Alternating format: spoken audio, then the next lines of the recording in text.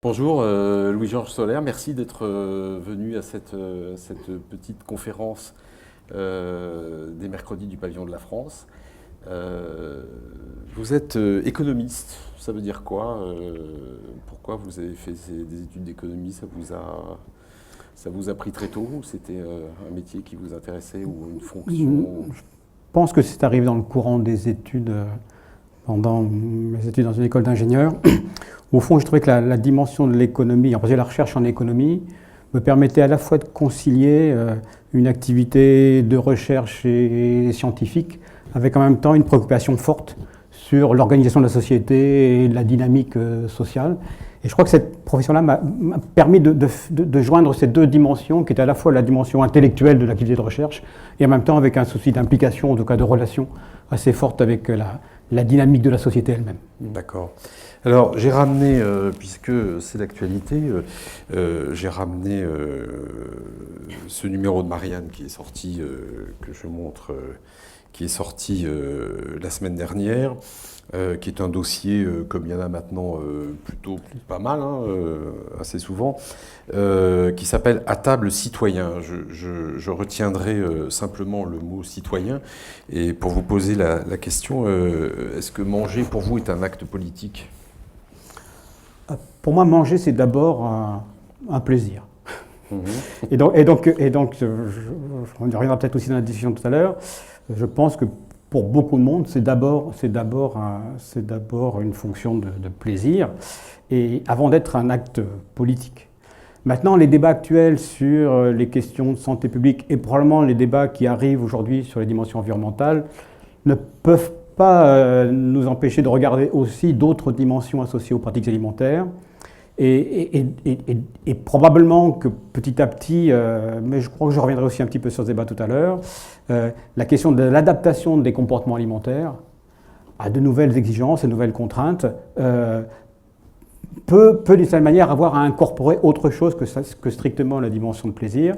Et du coup, tout l'enjeu, ça va être de savoir comment garder le plaisir associé à l'alimentation, tout en étant en même temps capable de faire peut-être des adaptations qui permettraient de mieux maîtriser quelques dimensions, qu'il s'agisse de la santé publique ou qu'il s'agisse des questions environnementales. Donc ce n'est pas d'abord un acte politique, c'est d'abord un acte de plaisir, et d'abord de nécessité mais de plaisir, mais avec peut-être l'incorporation de ces dimensions-là petit à petit face aux enjeux auxquels on est confronté. Bien, alors on va arriver à notre sujet, à cette question qui va nous animer pendant un petit moment, c'est est-ce que les politiques publiques, d'abord de quelle politique publique va-t-on parler là cet après-midi en particulier, et en quoi sont-elles efficaces ou pas, et quels sont les éléments qui sont de nature à renforcer ou à affaiblir leur efficacité? Premier exemple que je vais prendre concerne les politiques d'information.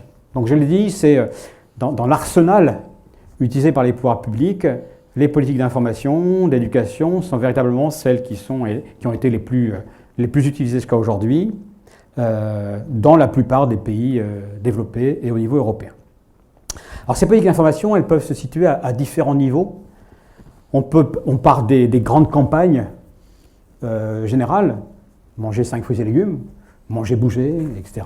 Manger moins sucré, moins salé, moins gras. Donc les grandes campagnes générales qui s'adressent clairement à l'ensemble de la population. Et puis vous avez des actions qui vont être un peu plus ciblées, qui vont être par exemple au niveau scolaire, pour les enfants, ou auprès d'actions communautaires, par exemple localement, auprès des mères avec jeunes enfants dans un quartier défavorisé. Donc vous avez des actions qui sont un peu plus ciblées et qui vont être un petit peu plus intenses en termes d'accompagnement. Et puis on peut aller jusqu'à des actions qui vont être ciblées sur l'individu, qui rentrent presque dans le système de soins en prévention primaire, et qui vont là être véritablement en accompagnement par un nutritionniste, par un diététicien, de personnes qui sont à des niveaux de risque élevés à cause de surpoids ou d'obésité, ou à cause de teneur en cholestérol ou autres paramètres biologiques de ce type-là. Donc on a un gradient très fort entre actions vraiment en population générale jusqu'à des actions très ciblées et qui visent à essayer de faire évoluer les comportements par le biais de l'information, de l'éducation, etc.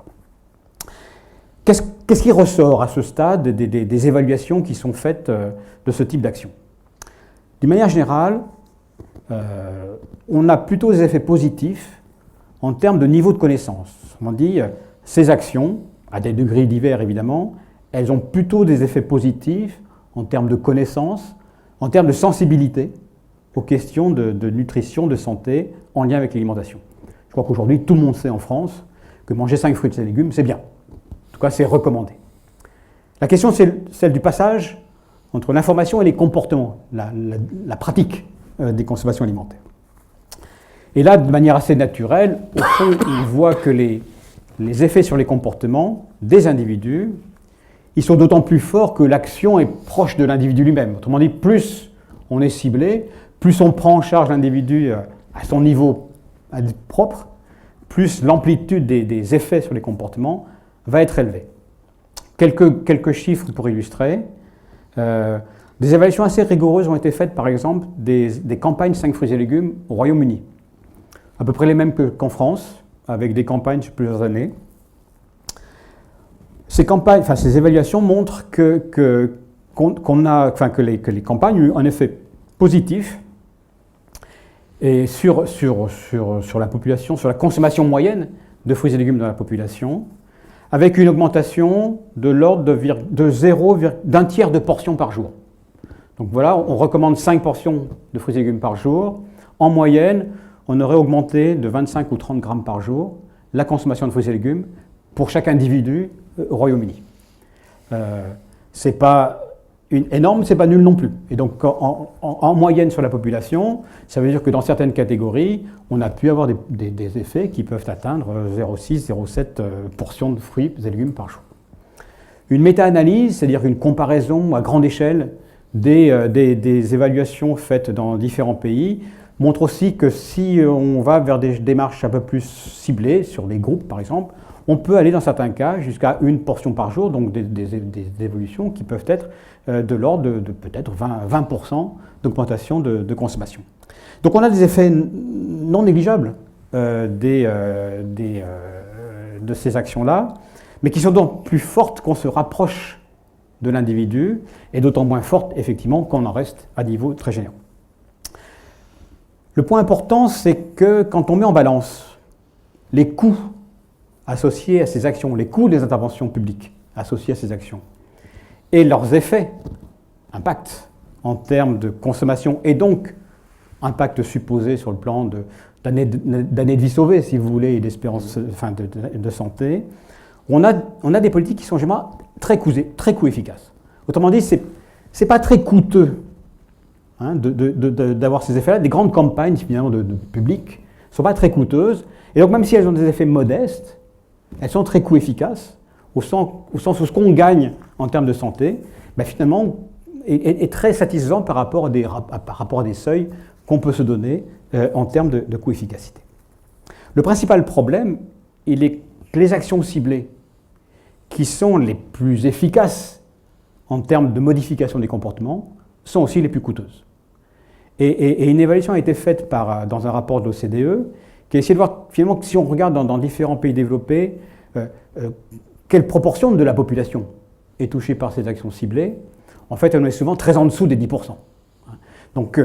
Et on est très en dessous des 10% de population touchée parce que c'est coûteux.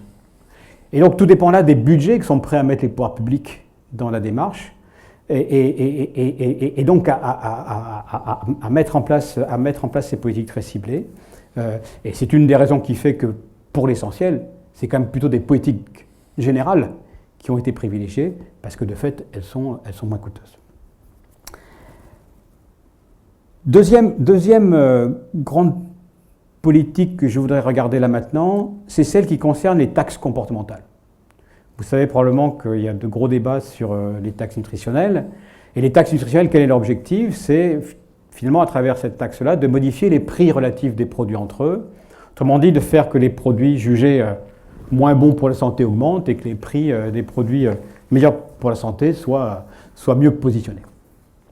Alors, ces taxes comportementales font l'objet de débats récurrents. On a quelques expériences dans différents pays, en particulier en France, je vais y revenir, qui permettent d'éclairer un petit peu le débat. Premier exemple, au Danemark, une taxe sur les acides gras trans a été mise en place en 2010.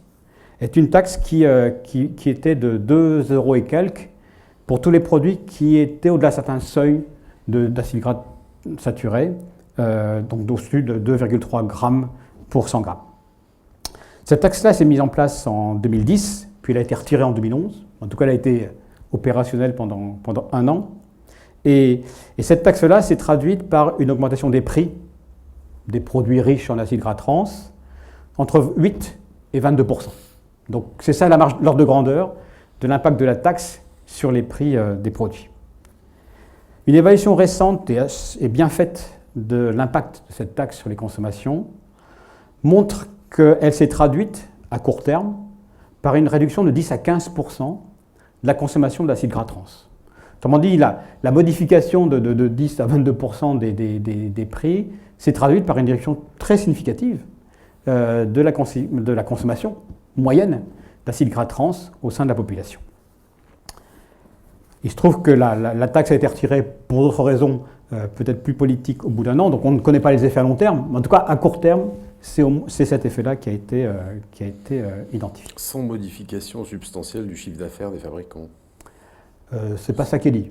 Hein, c'est pas ça qui est dit. Ce qui est dit là. Parce qu'on peut augmenter, ils diminuent leurs ventes, mais s'ils ont augmenté le prix, ils peuvent s'y retrouver. Alors sachant que c'est l'idée ou... Alors les politiques publiques, en tout cas là en l'occurrence de taxation des produits gras ou sucrés, n'ont pas a priori comme objectif de maintenir les gains ou les profits des industriels ou des entreprises.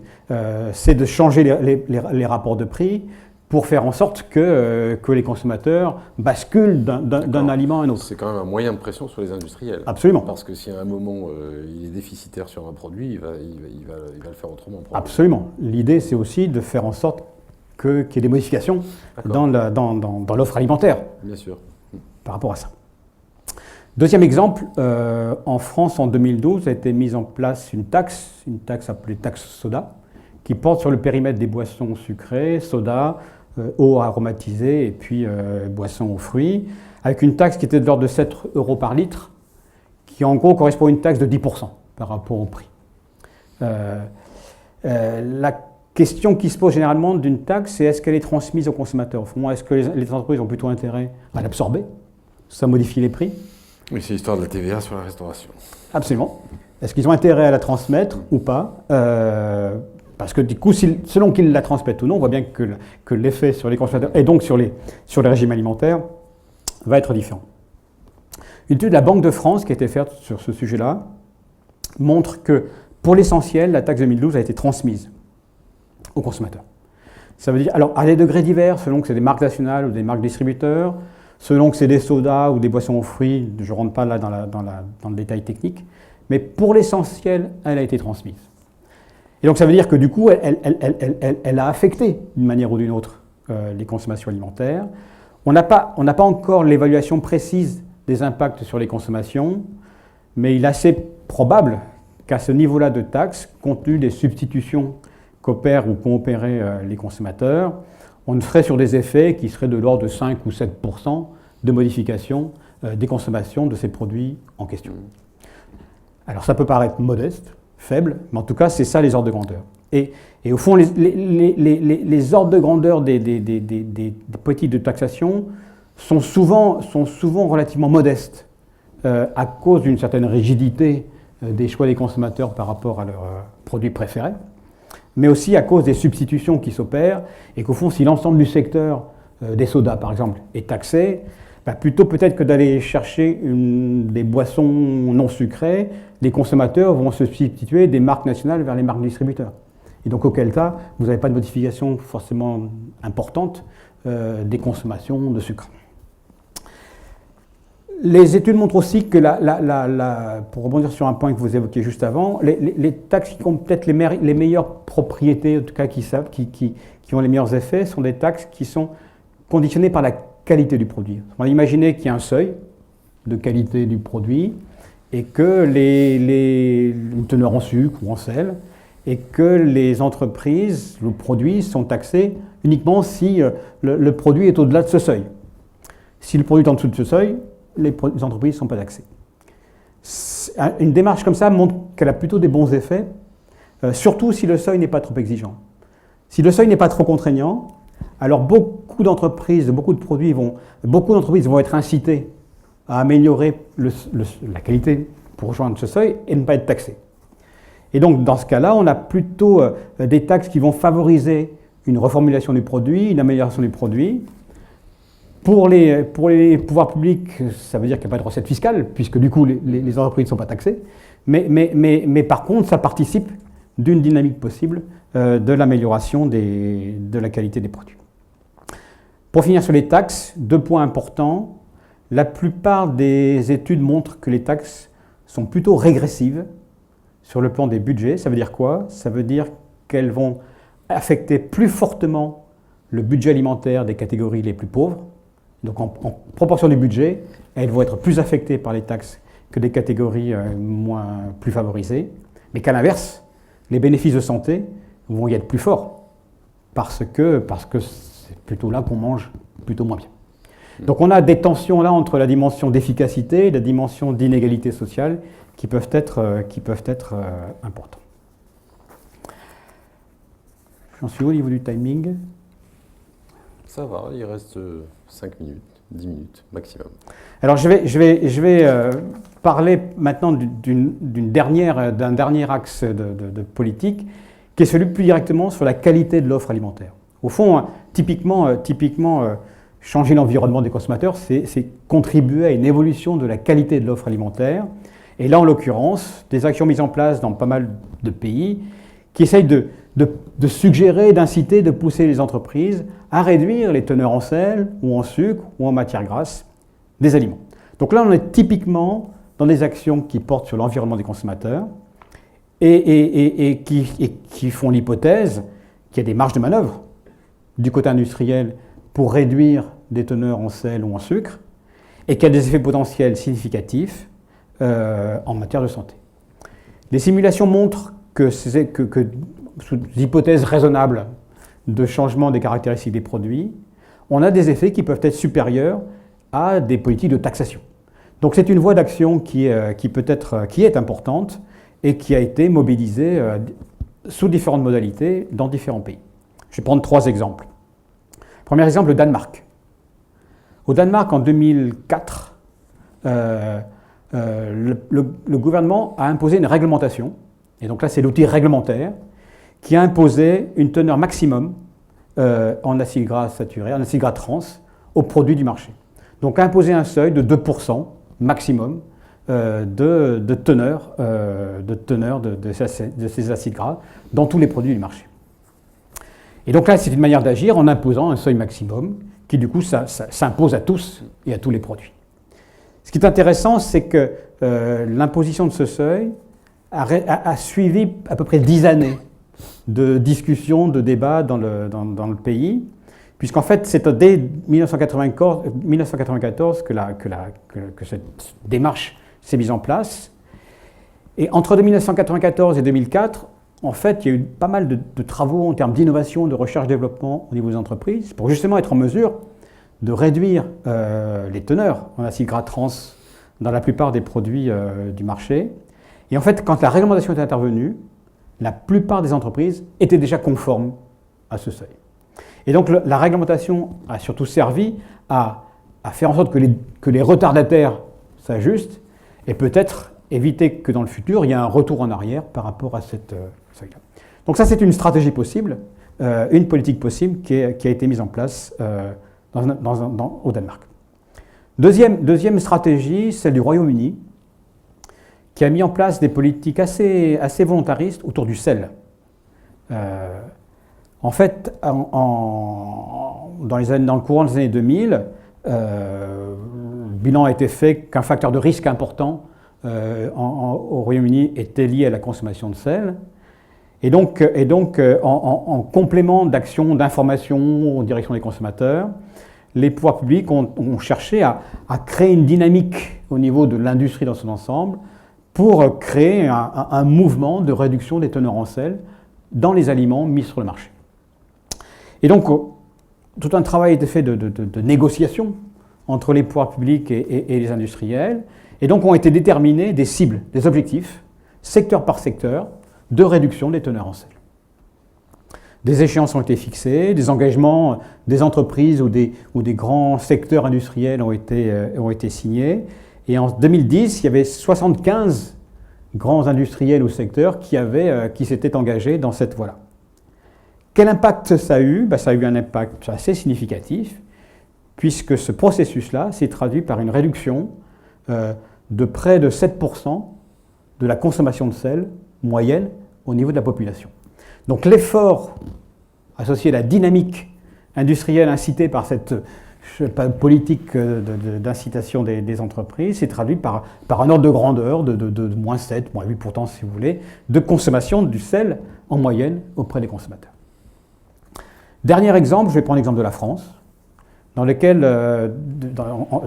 depuis un certain nombre d'années, de manière assez similaire à ce qui s'est passé dans le Royaume-Uni, des démarches de progrès nutritionnel ont été incitées, poussées par les pouvoirs publics en direction de l'industrie agroalimentaire, et j'inclus les distributeurs dans l'industrie agroalimentaire. Les chartes de progrès du PNNS, les chartes du Plan national nutrition santé ou du Plan national de l'alimentation, les chartes de progrès nutritionnel ont été mises en place, négociées dans ce cadre-là autour des années 2008, 2009, 2010. Elles sont plus larges que les démarches Royaume-Uni, parce que le Royaume-Uni c'était focalisé sur le sel. Là, il n'y avait pas d'objectif en tant que tel, il y avait plutôt essayé de faire bouger l'ensemble des acteurs dans les différentes dimensions des composantes nutritionnelles des produits. En 2010, 35 entreprises ou secteurs professionnels avaient signé des engagements. Quand on regarde la nature des engagements, par les entreprises ou les secteurs qui ont signé, on voit les engagements souvent assez significatifs. On a regardé, par exemple, en moyenne, les engagements pris par les 35 entreprises ou secteurs qui se sont engagés correspondent à des réductions de sel de 7 à 10% dans les produits alimentaires, des augmentations de teneur en fibres de près de 20% dans certains cas. Les engagements collectifs, un bon exemple que je cite souvent, c'est celui de la charcuterie. Le secteur de la charcuterie s'est engagé dans ce cadre-là, collectivement, à réduire les teneurs en sel des jambons blancs, qui sont les gros volumes, on va dire, du secteur. Et donc, se sont engagés et on a mesuré les impacts qui sont de l'ordre de 5 à 7% en sel ou en lipides.